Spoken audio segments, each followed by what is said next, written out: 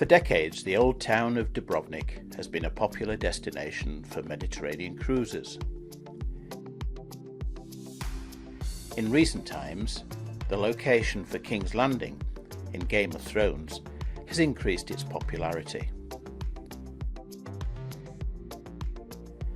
Game of Thrones is not the only time Dubrovnik has been used for films. It's also been used for Star Wars: The Last Jedi. The Stratum is the wide street at the lowest point and runs between the main entrance and the harbour.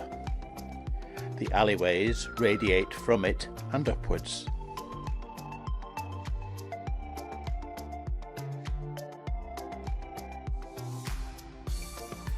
At the harbour end of the Stratum is Orlando's column.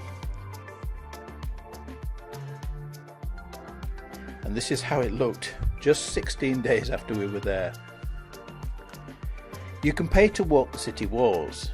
It's about £20 each in 2017, but there are many good views from other locations too, and the walls can get very busy. This is a quiet day in mid-September. If churches are your thing, you've come to the right place. I count 10 churches and a cathedral in the 36 acres of the old town.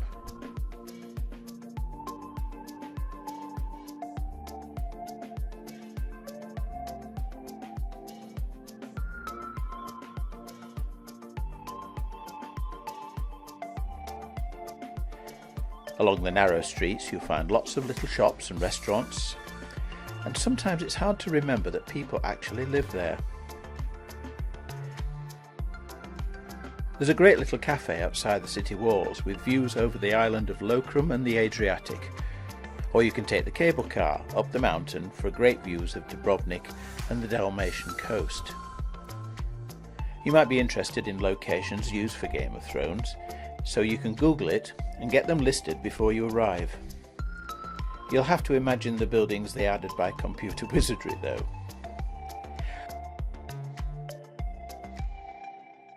One other thing I suggest you do before you travel is get the cruise ship schedule, so you can avoid days when up to 10,000 extra tourists descend on the old city. If you go to Dubrovnik, you'll find it fascinating, but be prepared for the legwork and the steps.